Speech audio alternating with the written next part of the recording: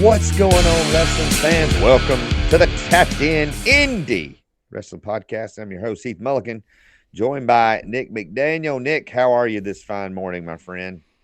We're up and at 'em, man. It's record day, as I call it around the house, affectionately. So it's going to be a long day, as it generally is for me.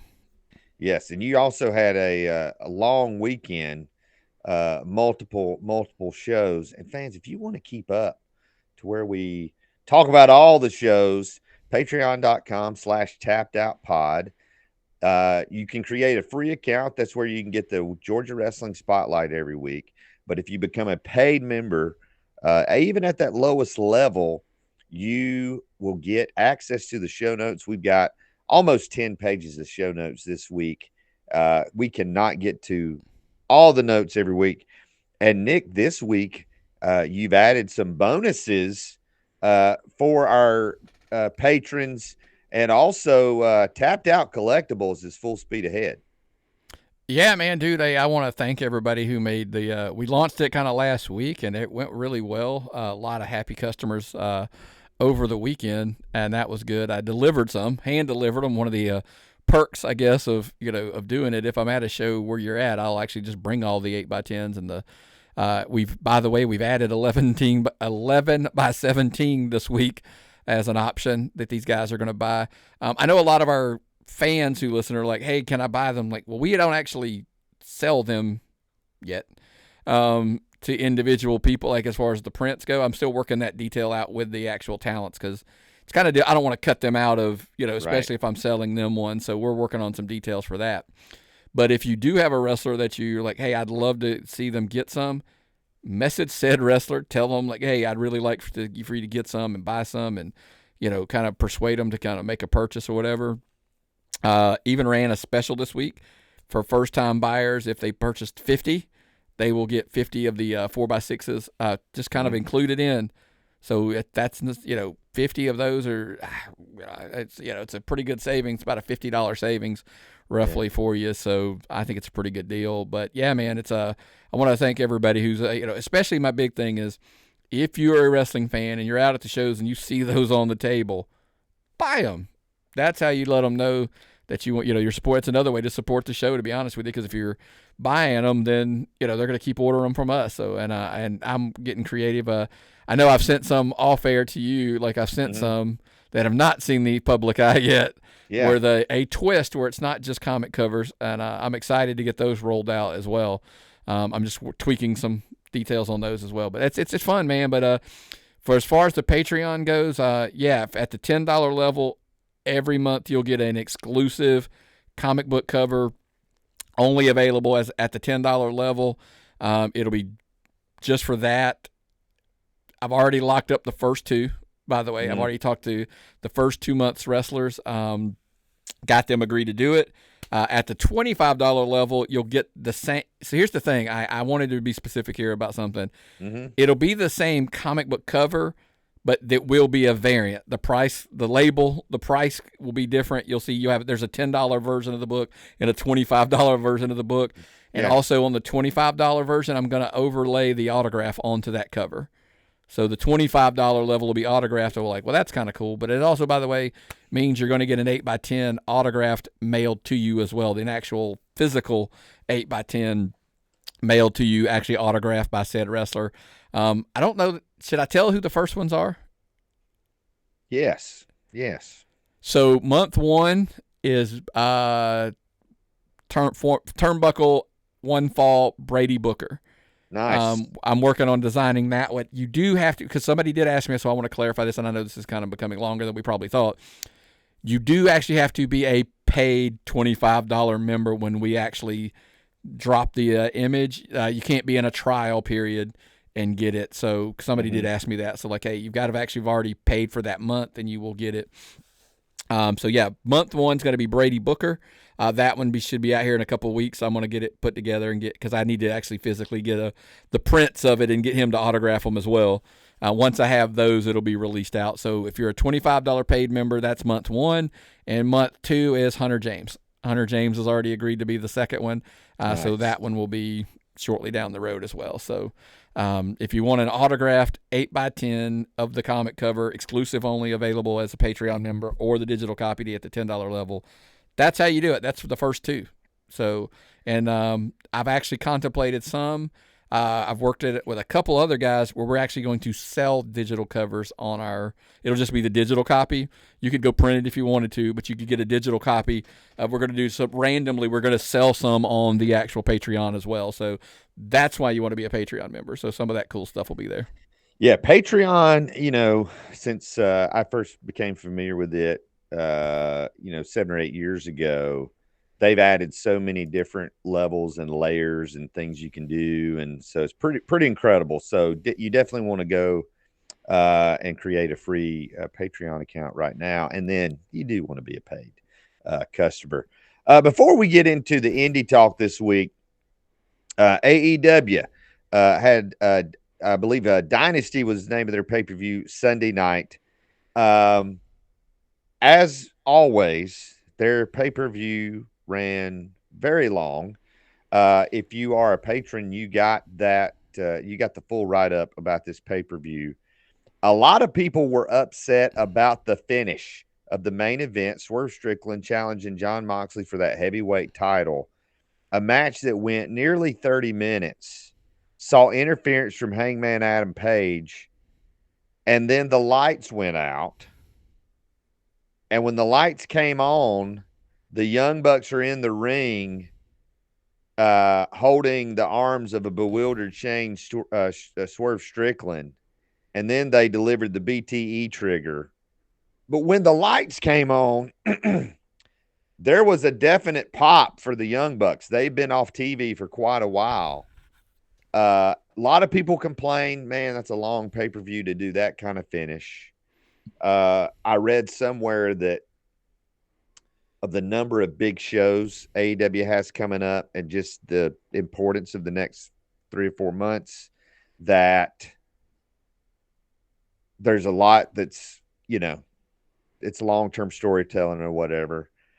But it was a curious way to end it. Tony Khan got a lot of questions about it. Hey, do you ever call audibles or whatever? But it's interesting because on the one hand, it seems people are getting tired of the Death Riders, but on the other hand, ratings keep going up. Nick, what are your thoughts on AEW's current status? Listen, that is exactly my point. I know a lot of people are saying like, "Oh, I'm so sick of the Death Riders," or "I'm so sick, this story's played out." Or now, I won't argue. You could probably say, "Are the fans ready for Swerve Strickland to become the champion? Get that championship?" Sure, you could make that case. I could see that. But viewership's climbing every single week. It seems like they're at some of their 5 months. Peaks. They're the highest they've been in months. So are we? Now, my only thing with the Bucks, and then I know we're not a national show. My only thing with the Bucks is you knew you were going to get that babyface pop when they did their return because they'd been gone for so long. Mm-hmm. Why not just make them the babyfaces? I guess they want to be. Are they making the same mistake Cody made about taking himself out of the title picture? Like, well, we don't want to don't want to come off like we're trying to make ourselves the top baby faces in the company. If you are, you are. Like, just embrace that. Like, because inexplicably, I have no idea why, and I'm sure we're going to find out. And I always tell people, well, let's see what the explanation is. Yeah. Why would they even remotely help Jon Moxley? And why would they? Like, what do they have against Swerve Strickland? Like, none of it makes any sense. I think the angle they may be going with is, Jon Moxley, when the Death Riders first started, it was about, hey, we're going to get AEW back to where it needs to be. And, there was the tease of Shane McMahon coming and he's going to be kind of taking on Tony Khan or whatever. And I think, there's definitely a storyline of the Young Bucks being disenchanted with Tony Khan and siding with the Death Riders to change things. But listen. Hold on. That's a good theory. Let's expand on that a little bit. And we'll get, I promise you guys, we'll get to the indie stuff. Yeah. But to expand on that is, remember there was always a thought of like there was somebody more powerful, like their boss, like who's running the Death Ride, or they Yeah. were answering to. Could it be the Bucks, the VPs, right, the EVPs? Could it be, like you said, Tony Khan? You've gotten away from our original mission, our original vision of what this was supposed to be. You've Yeah. sold out, and you've brought in the Bryan Danielsons and the Edges, and all these people or whatever. We're going to take our company back, and it becomes them at that top, kind of. And then eventually, is it Kenny's over on he's the EVP staying loyal to Tony Khan, Yeah. and then they kind of have the back and forth because then does it become Bucks and the Death Riders as the group kind of trying to stop, and then it's Swerve, and it's and it's Kenny, and it's maybe Hangman, some of the originals, and like the new face, because I think Swerve probably is one of the new faces of whatever at that kind of top tier. So that, you're right, that could be the explanation down the road, but just when it happened, there wasn't one. You just have to think about it for a minute. Here's the thing I want to give them credit for. No one saw that coming.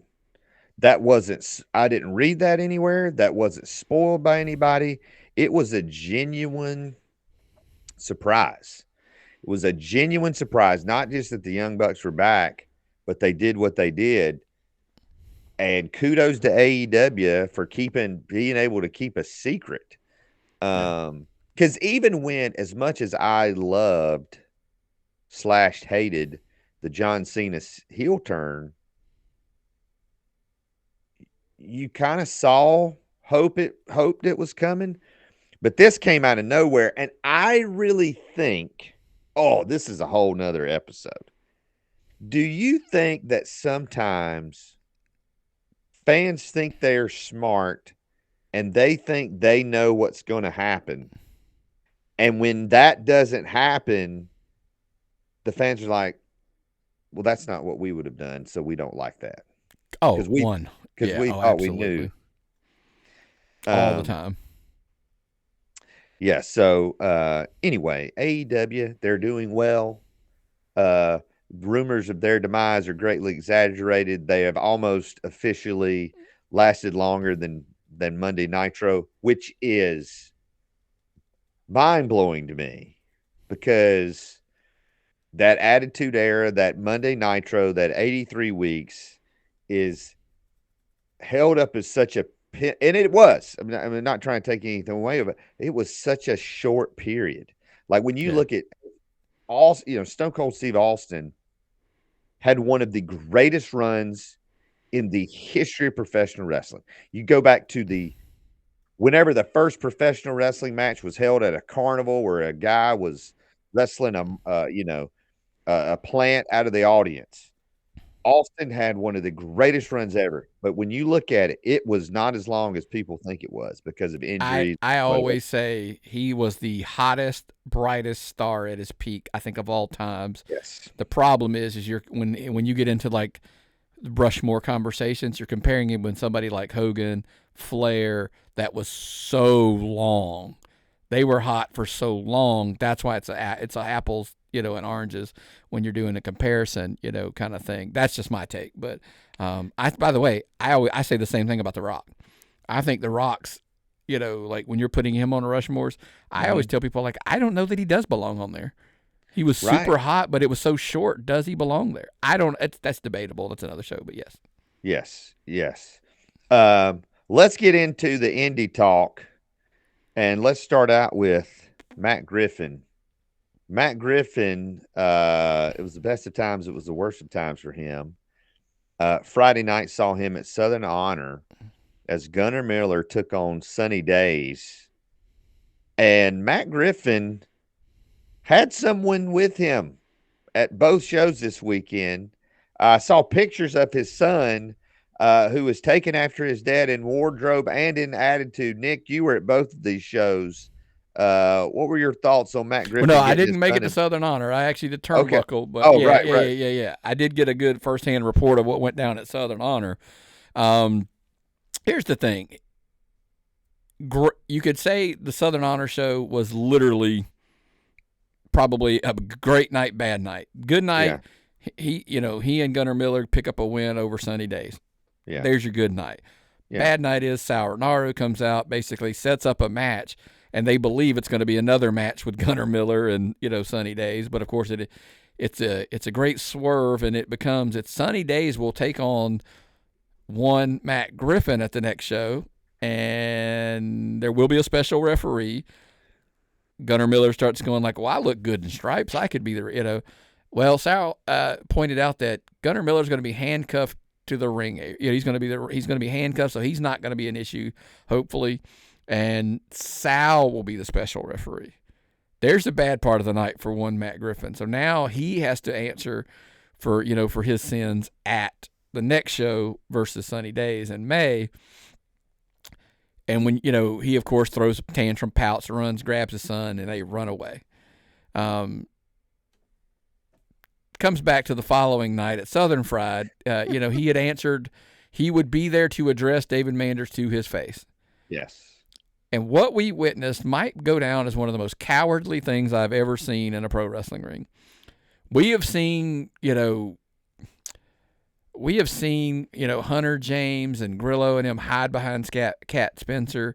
Right. We've seen Nick Halen hide behind, back in their dastardly days. Men hiding behind the women is one thing, but to hide behind your son, yes, your child, he's a small, that.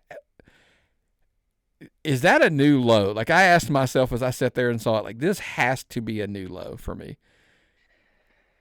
I don't know if anyone has ever hid behind their daughter or anything like that. That would be worse. I agree. Yes. But here's the thing. You always, Matt, like we've been talking about, nobody talks about Matt Griffin more than us. And he's been everywhere. He's been sticking his nose in.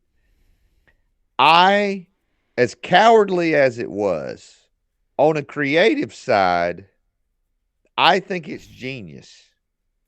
Because you always have the danger of something growing a little bit stale. I'm not saying they were. Not saying that at all. But to add this little tweak, to add his son to the mix, that, again, people are expecting one thing. You give them another thing. But yeah, Matt Griffin, it's going to be we're going to be talking about him a lot more, especially on the other shows. We review both these shows. Because I wanted to ask you, because it's cowardly in one way, but in the other, it was genius. Yes. Because David Manders is such an upstanding guy. He's not going to swing. By the way, Matt's taunting David to swing at him. Yes. And yes. David's not going to do that over a child. We know better than that. That's not going to happen. But he sets the table for there's something coming at Southern Fried, May 3rd. David answers a challenge that was set for this night, saying, if you want to get your hands on me so badly, May 3rd, answer my challenge to a match at the May 17th show. Yeah. Because we talk about how Matt Griffin is, he's everywhere. He's trying to go around. He thinks he knows what's best for wrestling in Georgia. Now that's wrestling. He's obviously his actions, his home stomping grounds. He's at Southern Honor. He's at Southern Fried. He's at, DWA now. He is everywhere. But he wants the one thing. Yes. The summertime show, the hottest show in Georgia. Everybody talks about Southern Fried Shindig. It's kind of like a staple for the summer shows in Georgia. It's the big show for the summer in Georgia, right? That's what everybody talks about.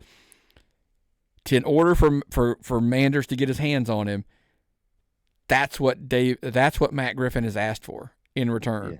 If he beats David Manders at the May 17th show, we're going to find out May 3rd if he accepts it. Because I don't know that is it worth this, the price? Is it worth the risk? If he loses to Matt Griffin's Action Wrestling basically takes over, and it will be Action Wrestling Presents Shindig in June, not Southern Fried. So Action would gain essentially the hot show for the summer and take it away from Southern Fried. Is that worth it for David Anders just to get his hands on Matt Griffin? Well, we're going to find out May 3rd.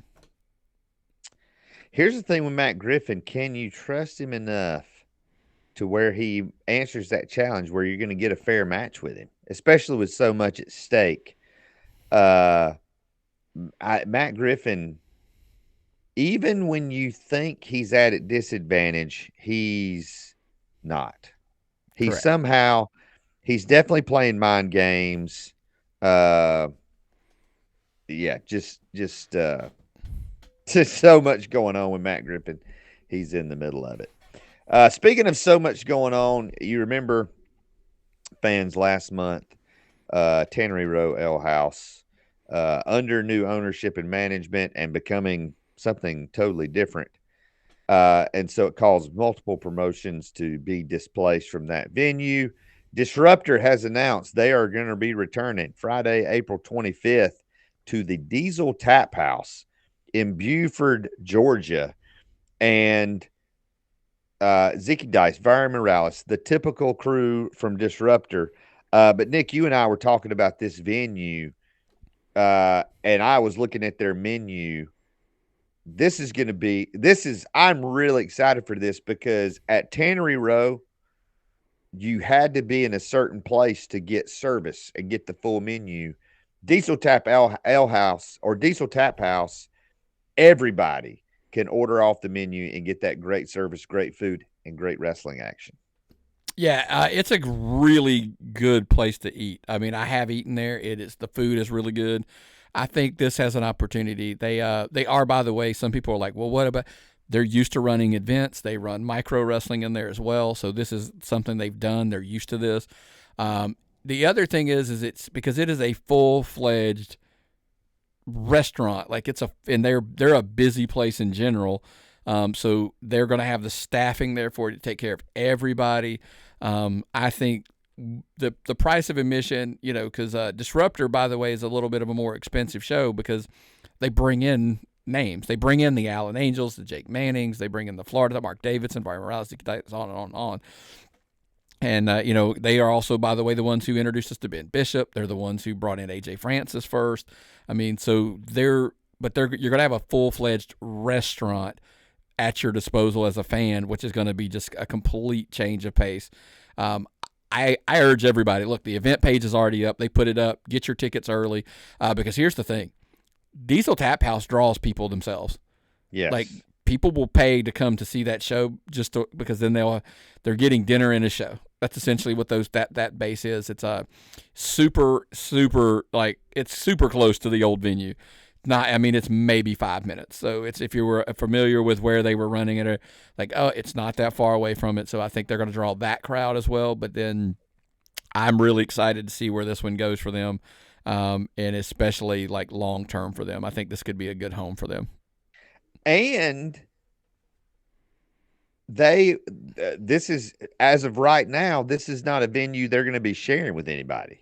Like right now, they're the sole wrestling promotion that's running in that building. Although if it goes it'll be just them. The micro wrestling will be there, but that's a different cat all of itself. But no, they will not be sharing this building. This will be there. If they are there, this will be their building. Very well. That sounds or venue, I should say. Sounds pretty awesome. Also, just last weekend, Atlanta Wrestling Entertainment had to announce that Meta Multimedia had shut down and they had to reschedule Homegrown and move it. They also have moved very close to where they had been running. This is a place, Fowling Warehouse in Atlanta. It's only about a mile from Meta Multimedia. And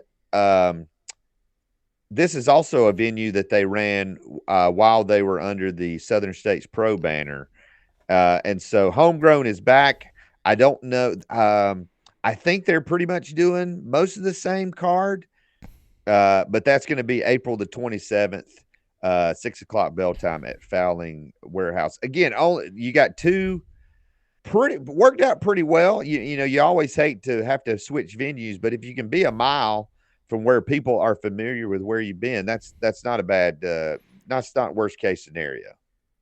It's the best. It's the best you can hope for, something like that. Because I was having a conversation the other day with somebody, and I'm like, man, like, is venues like the biggest kryptonite for indie wrestling? Like, if you don't, because like just out of the blue, that's literally within a month of each other. Yeah, two venues just poof disappeared, I mean, like it wasn't anything anybody did. It just literally just the venue was gone, and so you got promotions scrambling, and that's just all you can do is shake your head. It's just like it's the problems of indie wrestling, I guess. But yeah, the venues, man, continued but luckily it seems as though that was kind of the segment concept was everything seemed to have worked out. Disruptor's got a really good home. Hopefully, AEW's got a home here and they can settle back in, and we'll see. Yeah, only you never can tell in independent wrestling. Also, Friday night, you mentioned you were at the final show of the Turnbuckle reunion tour, and now they're moving into One Fall Wrestling. What were your thoughts on their final show? We'll obviously have a full report on the Georgia Wrestling Spotlight, but what were your thoughts just being there for that final show? Dude, they packed the house. I sent you pictures. It was Yeah. completely full. I mean, so kudos to them. I know a couple people that were there because, hey, it was going to be the last Turnbuckle show, under that banner. And look, it's the transition's going to be smooth. I mean, a lot of the talents are going to be the same. The leadership's the same. So you can expect what, from One Fall, what you were getting from Turnbuckle, pretty much. And I think there's an opportunity to be even more going forward. So, look, if you were a fan of Turnbuckle Championship Wrestling, the reunion tour, give One Fall Wrestling a follow on all their social media, and kind of sign up and go out and check them out, because I think you're going to be really surprised. We've seen, and we're going to talk about some of the things you're going to see at some of their first shows when we discuss on the Georgia Wrestling Spotlight. So I think overall people are going to be really happy with this transition. Look, we hate to see the Turnbuckle name kind of transition out, but I'm super excited for the people. Look, I have lots of faith in Scott Barnett, QT Marshall, and a lot of the other people that I guess I'm probably not supposed to name, who do things in the back. I'm really excited for those people. I just look, that whole staff, by the way. I mean, look, Sarah, who runs the door, it's always, she's the best, and she does a lot of stuff behind the scenes that people don't even know. So that whole staff, I've working, following them for the last year, essentially, under that Turnbuckle. I have a lot of faith in One Fall, and I think just it'll be a simple transition for most people to just take all that love and belief and just move it right over, because you're going to see pretty much the same. Yeah, we had started to see some booking changes as far as kind of moving away from that spot show mentality, and that's just going to carry over into One Fall, and I think have allowed them to have a successful debut and a successful run. One of the matches we talked about last week that I cannot wait to see online, and you were there for this, I believe. Southern Fried, Bryce Cannon took on Nick Halen.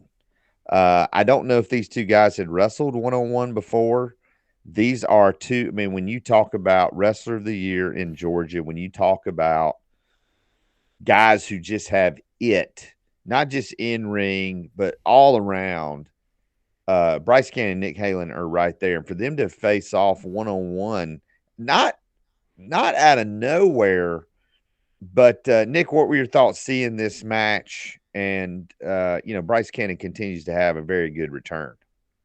Yeah, listen, it's the whole idea of why this match was as good as you thought it was going to be. Now, it was also a storytelling device. It was it was doing two things. It was one, it was bringing Bryce Cannon in front of the Southern Fried crowd, so they get to see him again since the return from the injury. It was used as a device to further the story of the Crusade, and that Nick Halen being tied into that. So we didn't get the quote unquote clean ending that a lot of people wanted, but you got the ending that you needed. Let me put it that you didn't get the one you wanted, but you got the one that you needed. But like I said, the match was every bit as good as you thought it would be, which is no surprise, right? But right. One of the things that it was kind of like, I was sitting there watching, and I'm like, you got a former Wrestler of the Year, a guy who we could have made a case for probably at the pace he was at when he got injured last year, and by the way, is on pace already this year. Is Yes. probably could have easily been your winner last year. Could easily already be into the conversation of, this year in such a short window. He's already, Bryce Cannon's already put himself at the, right there in that list. And I asked myself as to how did he do it so fast since he's come back? And I'm asking you because I think it's because is Bryce Cannon doing something that, listen, I'm not saying get too in your head about your position, but Bryce Cannon seems to be like, hey, if I'm working your card, I'm not saying I'm above helping a younger guy, but I am a top guy. Like Bryce Cannon is wrestling. Think about this. We've talked about this. When he came back, like he took a clothesline from hell from JBL. Yes. He was supposed to work somebody that didn't quite work out at the last show. Stuff happens, right? It is what it is. But now it's already announced that he's going to be wrestling, Matt Hardy and Carl Anderson at a show coming up soon. Yes. He shows up, blast Effie, and he's going to wrestle Effie for the GCW title at a DWA show. He's obviously a top guy in anywhere like the Coastal storyline. He's the top guy there. Look, people can argue whoever they think is the top guy there. Bryce Cannon's probably the guy when you listen. I always tell people, if a guy's telling you he's the top guy, he's probably not the top guy. Right. If you listen to the crowd, they will tell you who the top guy is. Bryce Cannon appears to be that guy in Coastal. So when he comes into a Southern Fried, he's wrestling one of the guys. He's wrestling, arguably the guy, Nick Halen, at Southern Fried. Is he being so selective in his choices? Very wisely, by the way. Everything Bryce Cannon's doing is important. Even in a match that wasn't about him per se, it was used as a tool to continue that story that we were talking about with the Crusade and Halen and the Sexton Alliance. But it was a big deal because Bryce Cannon was wrestling Nick Halen. Think about that's what we were excited for. Yes, I think Bryce Cannon this year has selected quality over quantity. And when you look at all the spots and matches he's been in, you mentioned Coastal. He got fired at Coastal, but he's in one of the top angles there, even in his getting fired. Yeah. And everywhere he shows up, he's in a top position. And he is, because here's the thing that wrestlers need to understand.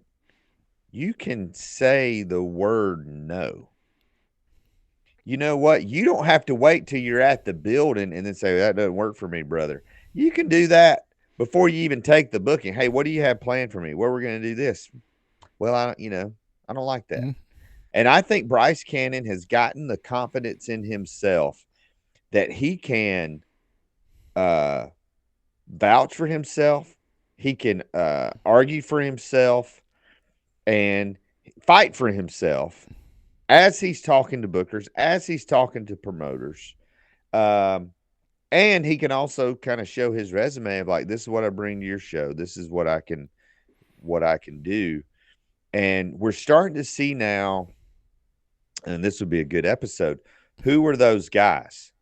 Who are those guys that you could bring in to your promotion their first time and book them as a top guy? Book them in the main event angle. Book them against your top champion. Bryce Cannon is certainly without question on that list. And to follow up with it, it's because he's smartly choosing a guy. Think about it. Now, again, look, we get it, storyline. We understand, like, or I understand. But he has a win over Nick Halen now, who is another guy who's always in the mix. Mm-hmm. You're picking a guy that had, let's hypothetically say he had lost this match. Bryce Cannon had lost this match. You lost to a former Wrestler of the Year. Yes. Like, you lost to a guy who is the one, like, literally, if he's not A, he's, 1A, 1B, whatever, in Southern Fried, Nick Halen is the man.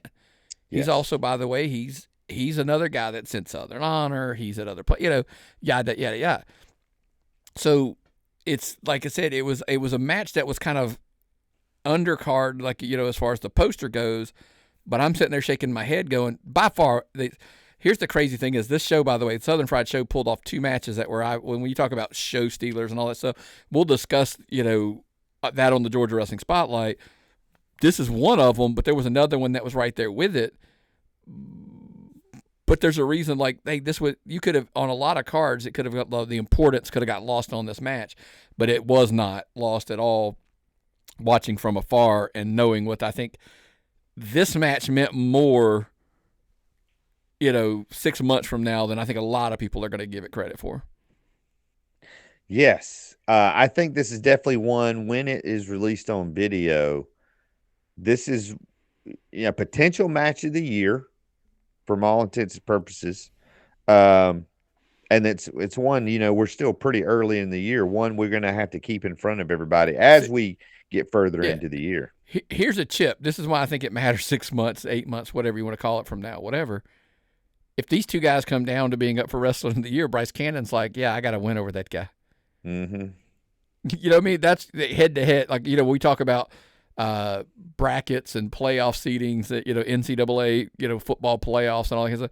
Hey, head to head, Bryce Cannon now has a win. They're like, well, it was a tainted win. It's a win. He's got one over Nick Halen, and that matters. Yeah, a win is a win. At the end of the year, we're just going to see win-loss and ties or draws. And, again, Bryce Cannon picking up where he left off in a great campaign for potential Wrestler of the Year.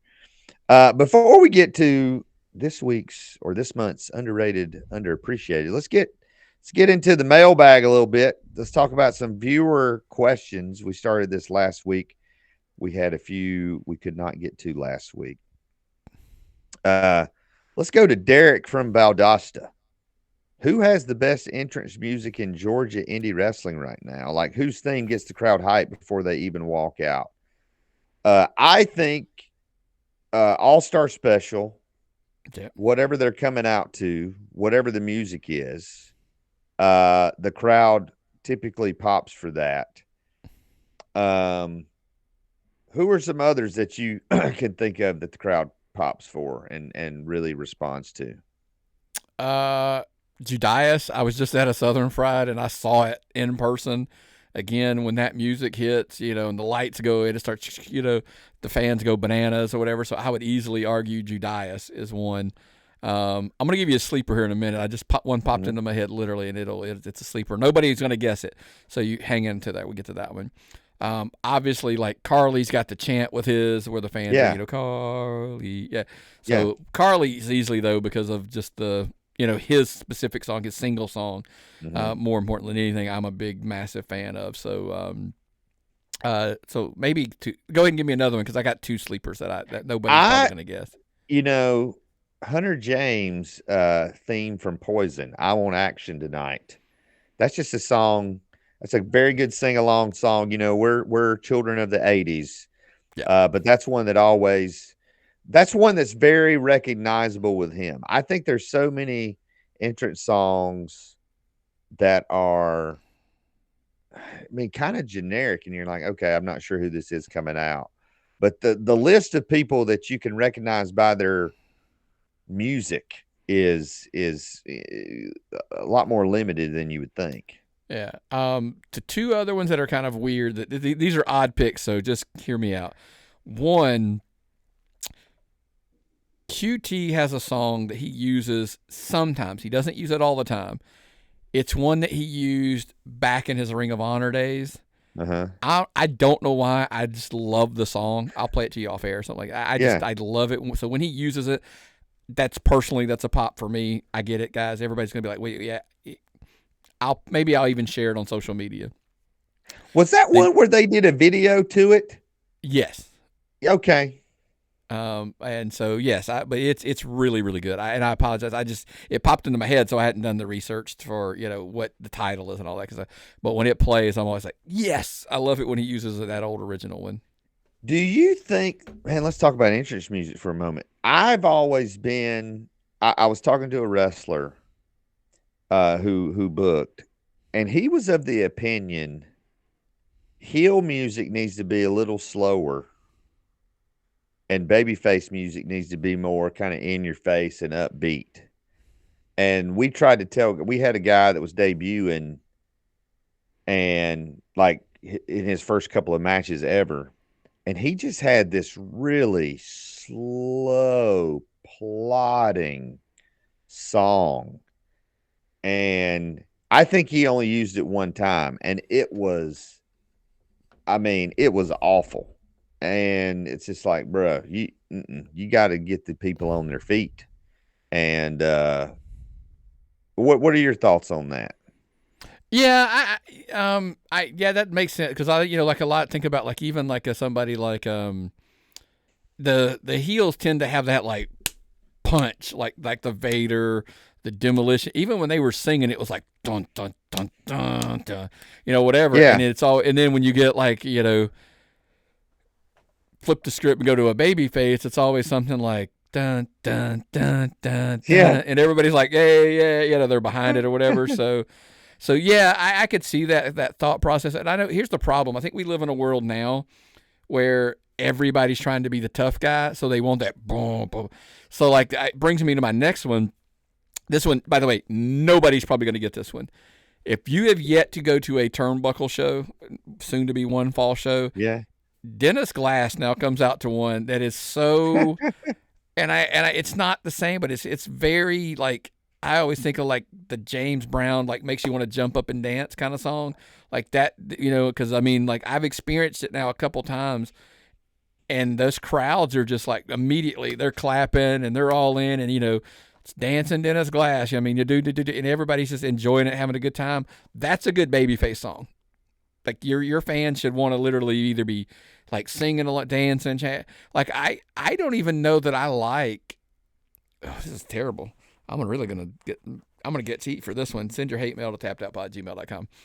Like I'm not a big fan of the sing along songs. Like the Cody and the Seth Rollins. yeah, I get why it's over, yeah, but like I'm personally not a fan of that.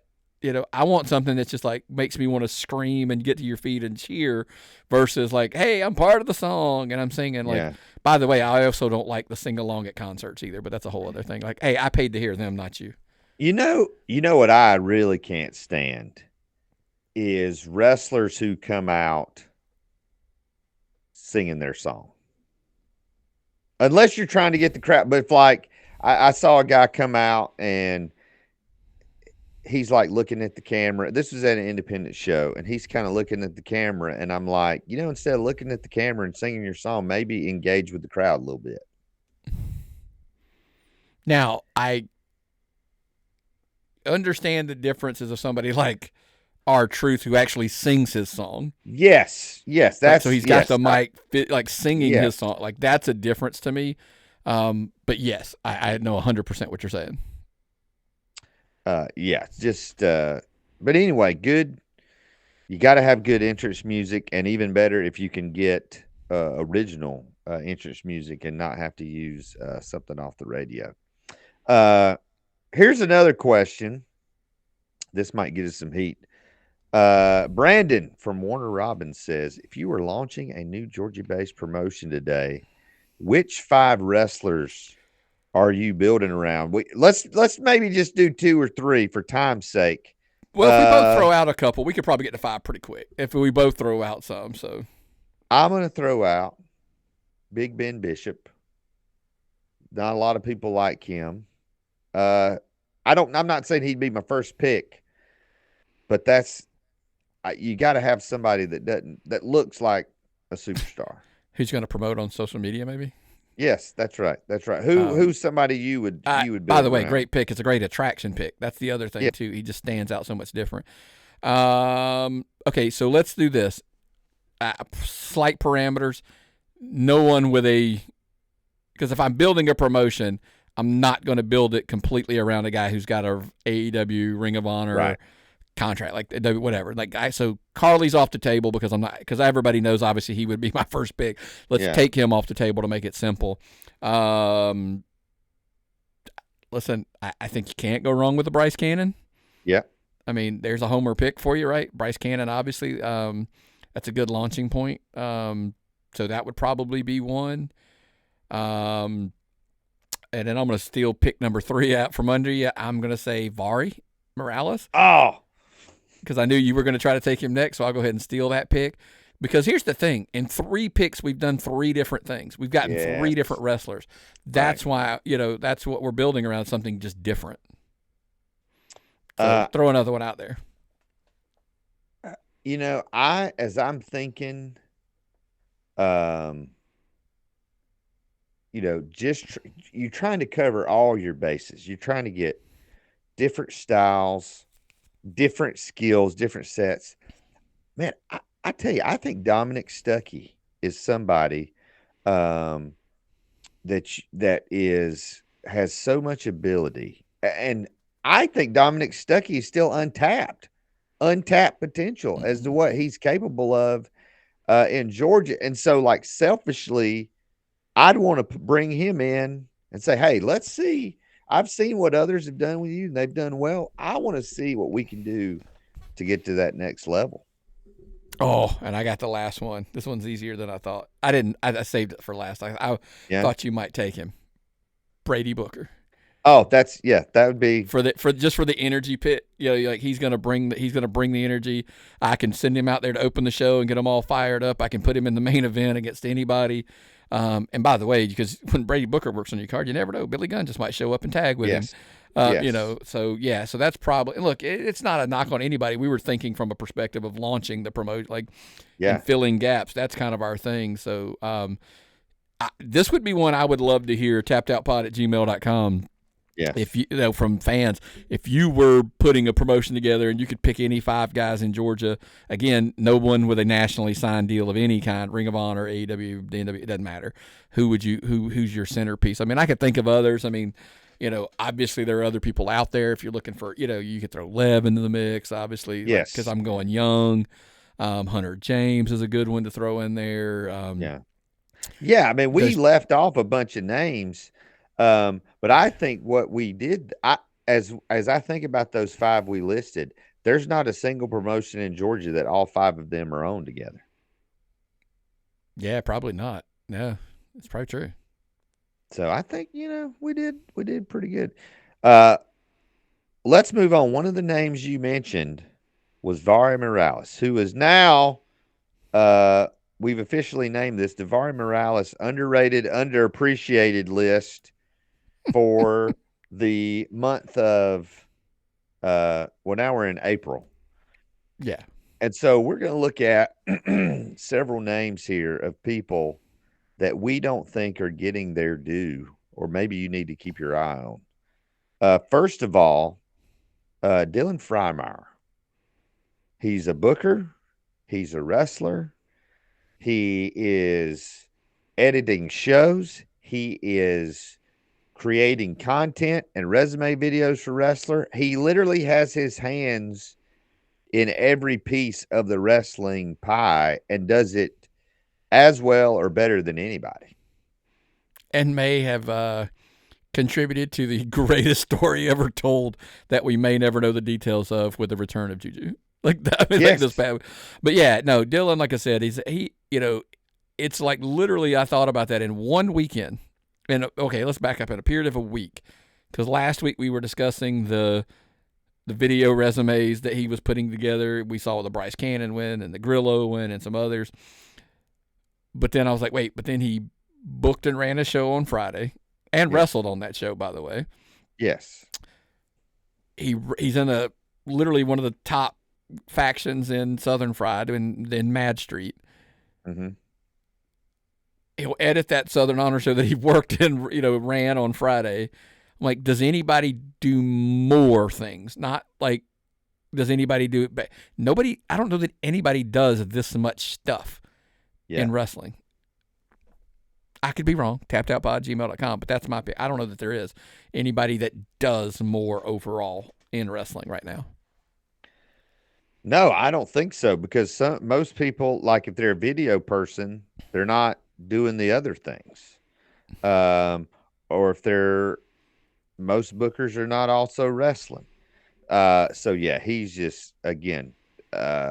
Might need to think about him for the Power Five now that we kind of again. That's why we're listing them here. They're underrated, underappreciated. People don't really know what all they have their hands into.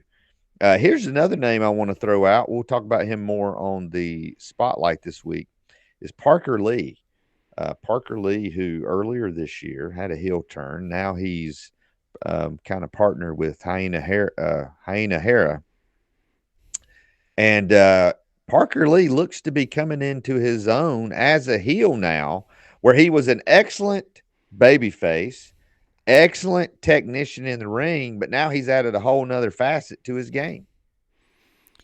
And yeah, because look, when I first saw Parker Lee, it was maybe it's a couple years ago, maybe because it was at up at Anarchy, and everybody was already throwing the comparisons to Ricky Steamboat. Oh, he's a white meat baby face, and he's a wrestler. He's a good, clean baby face wrestler, and all those things. So it's been really unique to see this turn and this, new side, and the, I listen, picked up a massive win, which we'll cover on the spotlight, at the Turnbuckle show this past weekend. People need to watch out. Like, I think the depth this will create for him personally, and the versatility it'll give him to watch him grow, to be able to do either or. Super easy to like. I mean, with the look, but with some of the behaviors and with the power couple team of him and Hyena Hera, they're making it pretty easy not to like him as well. So that's that's why we're thinking, like, hey, if you're looking for this power couple dynamic and they can do either or, but I really like him as the heel. Parker Lee is definitely one that I think a lot of people might be overlooking. Yes, definitely one to keep your eye on.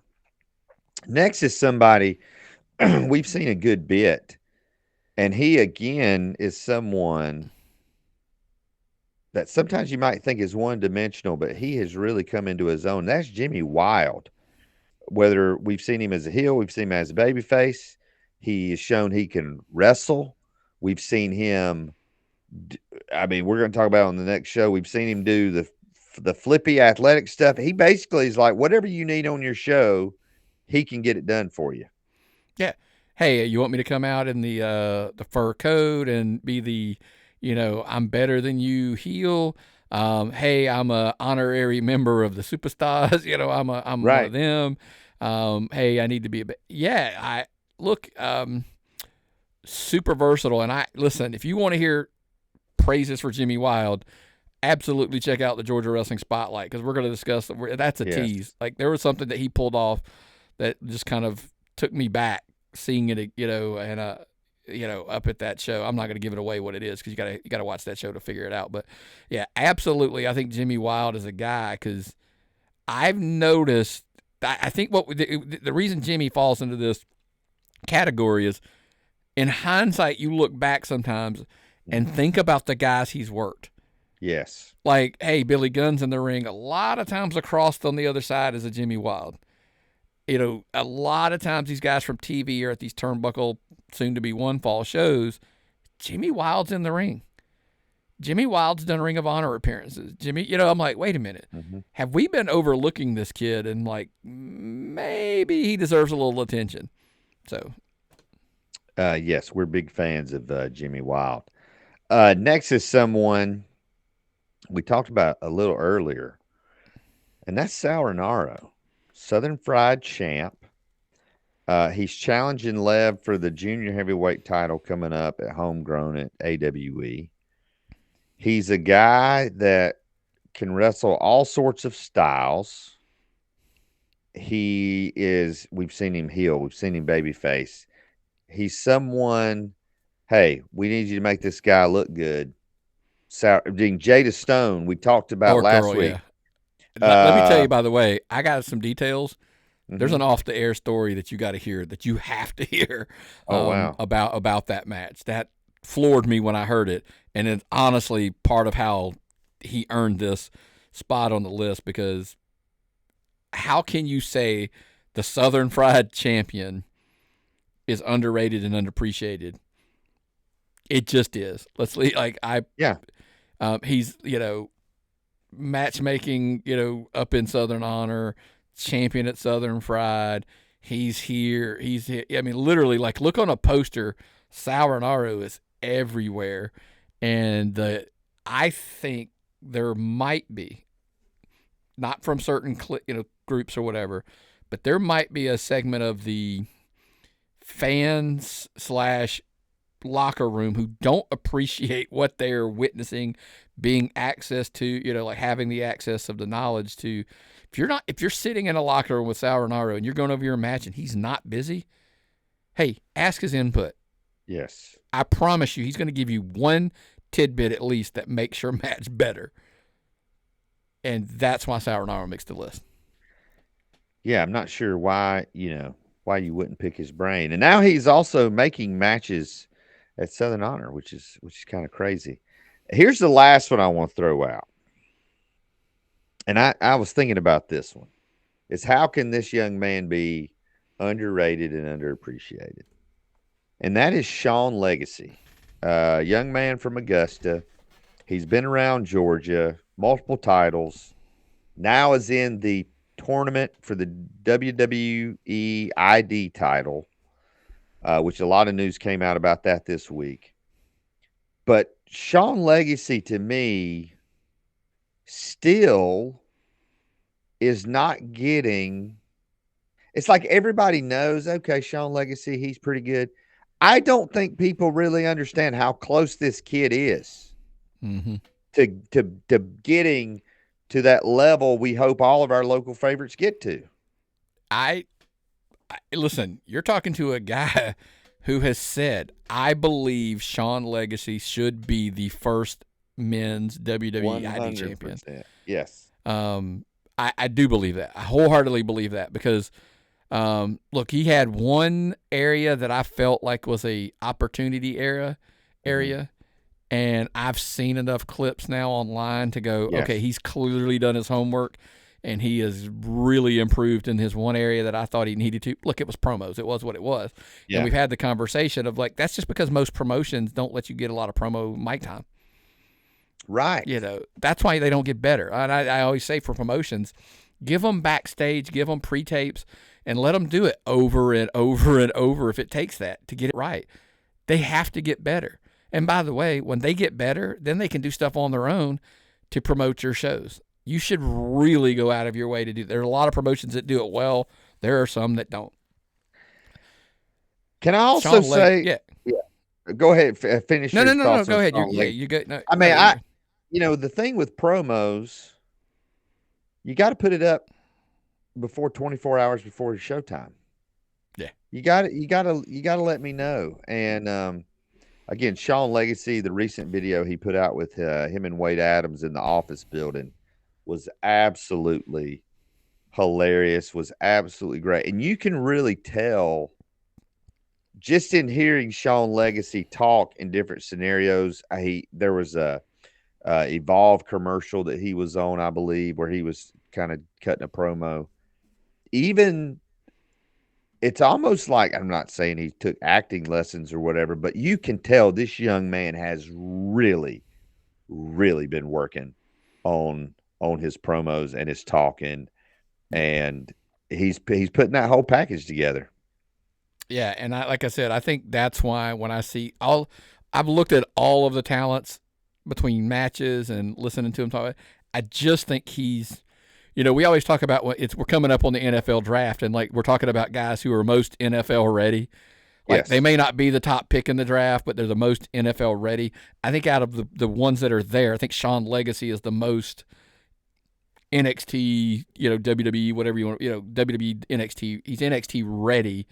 I think he's a guy they could pluck and put him on TV, and they don't have to do as much as some of the other things about protecting him like that. So I think he would be a great first opportunity. And look, I don't want to segue long into it. I do want to ask you real quick, because you brought it up, the stuff coming out about, look, the titles can be won by a non-ID thing, but if they win the title, they become an ID talent. What a great tool to make. They don't make just boring. So look, I don't mean that to disrespect for the first batch, But like, hey, you don't have to just make a random post of, hey, this guy or this girl is now a ID a WWE ID talent. You could uniquely give them their contract by putting the belt on them, but like they make a win, and that's essentially how you announce.